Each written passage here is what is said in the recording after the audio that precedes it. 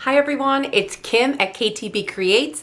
Welcome back to another video. Today I'm going to bring you 4 DIYs for the spring, some using Dollar Tree items and some just using the stash that I have, just to inspire you to do some spring decorating. So if you are new here to my channel, please consider clicking that subscribe button and tapping on that notification bell so that you don't miss any of my new videos. You won't be disappointed. For those of you that are my regulars, thanks again for supporting me. I hope you're all well, and let's get into the DIYs.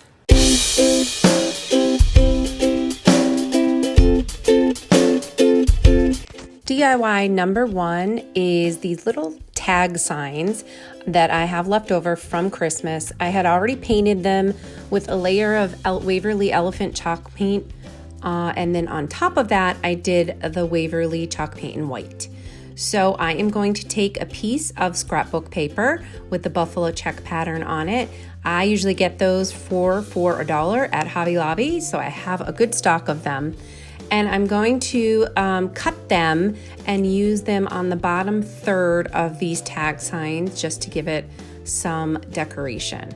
So once I cut both of those out, I am then going to apply them to each tag sign using a thin layer of Mod Podge on both the back, and then I'm going to seal it in with some Mod Podge on the front as well. Once that's all dry, you're going to take a little stamp set. I got this 30-piece ABC stamp set from Amazon along with the ink pad. I will provide the link to that in my description box. So now I'm going to just spell out the words happy spring.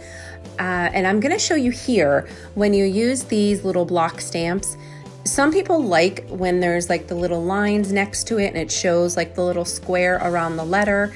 And then sometimes I like to just have a nice clean letter. So you kind of have to wipe off the edges of the stamp so that you don't get those lines on them.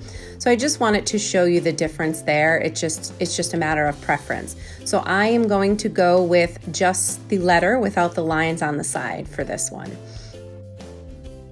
Now, my pointer to you that I did not do myself, and I wish I did, is to line up your stamps so you know your spacing ahead of time, because you'll see on the second sign I didn't really measure out my spacing that well. But again, that's why I'm doing these DIYs, so that I can learn from my mistakes and pass them on to you. So here I am just spelling out happy, and I'm scattering the letters. I'm using a damp paper towel to wipe off the edges of the stamp so that there isn't that line around the edges like I talked about before. And now you'll see I'm gonna do the lettering I'm gonna do that straight across, and you'll see that, like what I said, I should have lined up the letters going across the sign so I could see what the spacing would look like, but I didn't do that. So I kind of squished the letters in towards the end. But just a call out for you guys. And then once I'm done with that, I took my phone and I just searched up a little bunny PDF outline, and I'm really just freehanding the bunny because I wanted a really small one. So this is how it turned out, and I just cut it out, and I used some of that scrapbook paper as well. And then I'm just going to apply that to the sign with some Mod Podge again on the back, and then seal it in on the front as well. Then I'm just going to attach the signs together in whatever position that works for you. I'm going to embellish each of the signs above the buffalo check paper. I'm going to adhere a piece of twine to both signs just to add a little texture to it.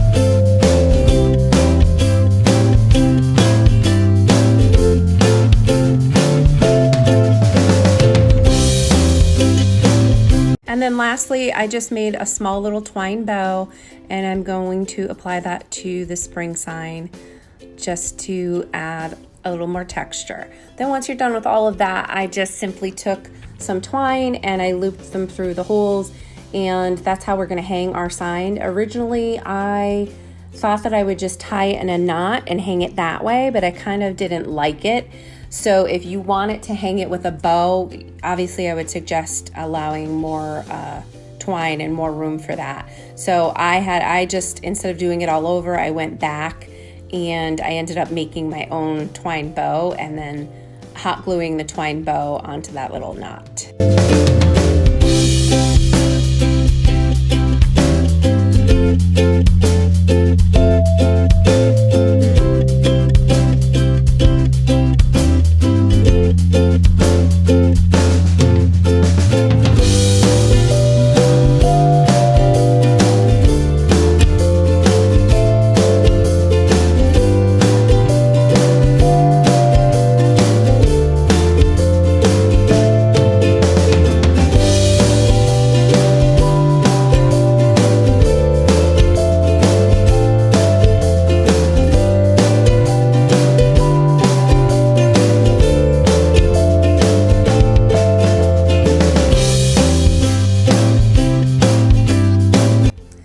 DIY number 2 is a wood slice stand. So I have these wood slices from Arteza. They're the large wood slices.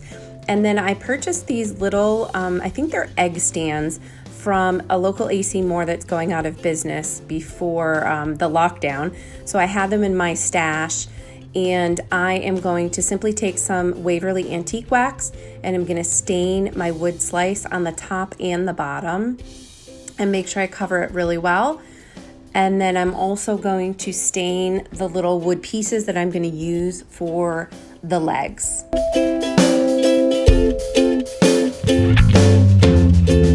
So next I went in with a damp paper towel and I wiped off the excess wax off of it before it had a chance to dry. I did that on all the legs as well as the wood slice, just to give it more of a weathered look. I didn't want a solid coverage on it. So once you have that all done, I went in with some Mod Podge just to protect the top of it.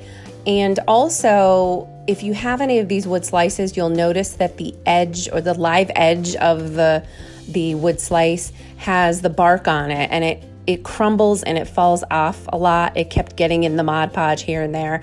So I just wanted to prevent that from happening anymore. So I did apply nice thick coverage to the sides of the wood slice as well. So now we're going to take the little wood pieces and I'm going to glue 2 pieces together. I'm going to create 3 legs with the pieces. I'm using the Fix All super glue that I got from the Dollar Tree and some hot glue. I had a little bit of trouble with this. You want to make sure you get it on the very outer edge, obviously, and not in the section that kind of dips in, because obviously it's not going to adhere together.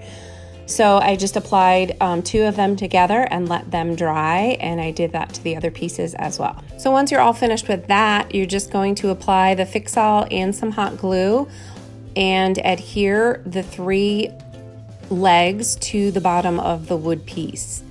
So I put 2 on one side and then 1 on the other to balance it out.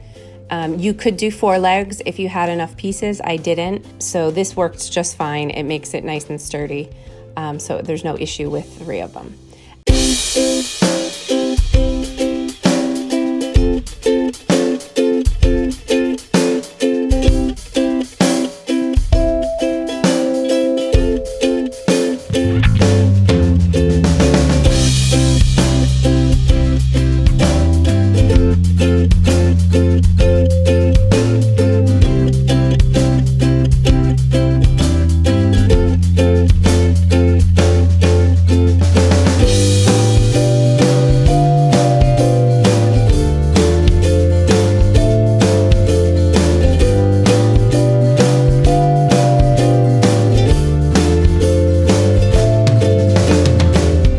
DIY number 3 is a large wreath.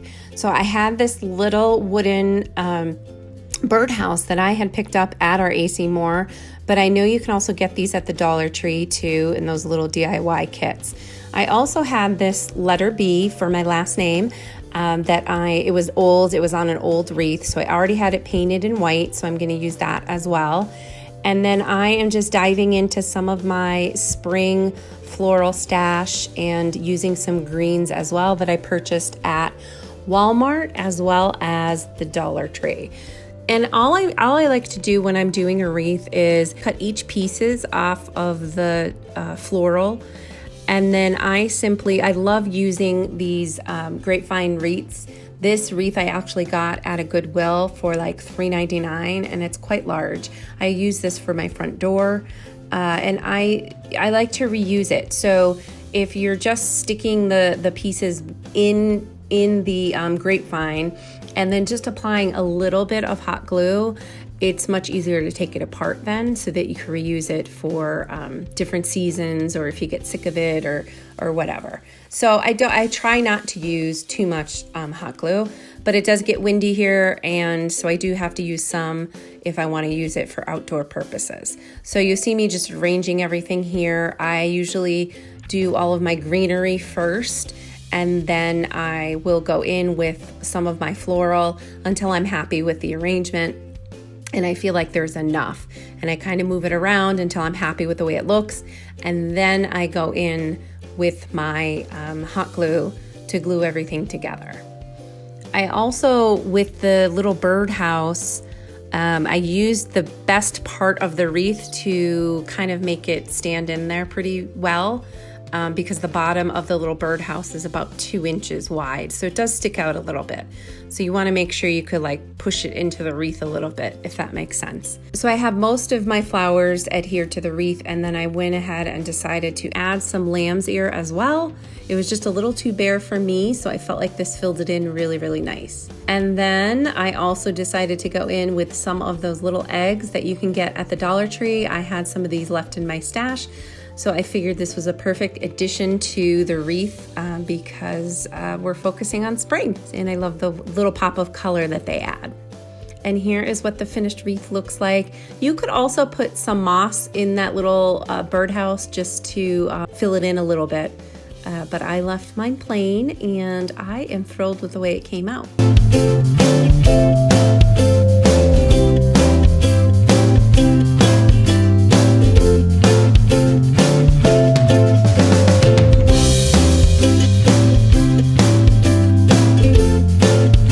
And then the last DIY are 2 small wreaths that I use indoor for 2 coat closets that I have in my entryway. And I love these little willow wreaths that you can get at the Dollar Tree. I think they're grapevine wreaths, I think. But I pick them up whenever I can because they're so cute to decorate, to use around the house, indoors. And all I'm taking is, I think, 1 pick of the lavender. And I prefer the lavender that I get at Walmart. And then these eucalyptus sprays that I pick up at Walmart as well. I believe they're $2, and the lavender sprigs are $1 a piece. So I just used 1 of the eucalyptus and 1 of the lavender. And I'm able to do 2 little wreaths with these. And again, it just adds some springtime fun to the indoors, just to spruce it up a little bit.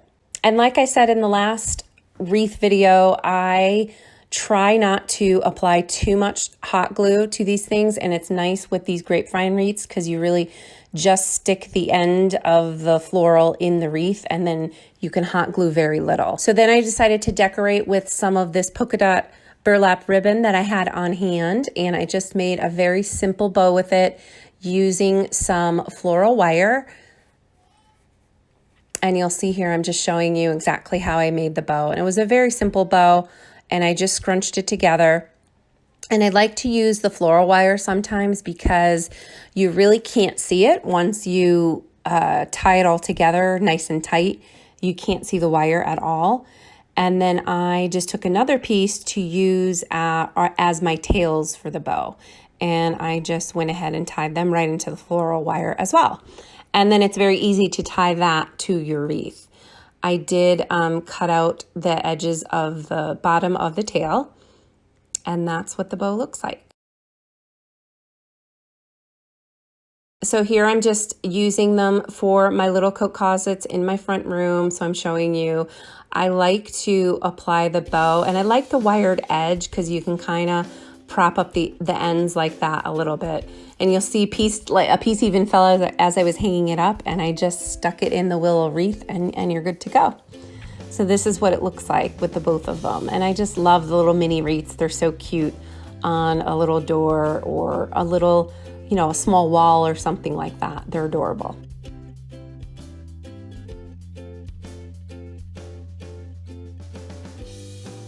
I hope you enjoyed all of these DIYs. I am so excited for the spring and to get out of the house a little bit more. I hope you all enjoyed these as well. If you wouldn't mind, please go ahead and click on that subscribe button and tap that like button so that I know you enjoy these videos. If you can, leave a comment below and tell me what spring DIYs you're working on.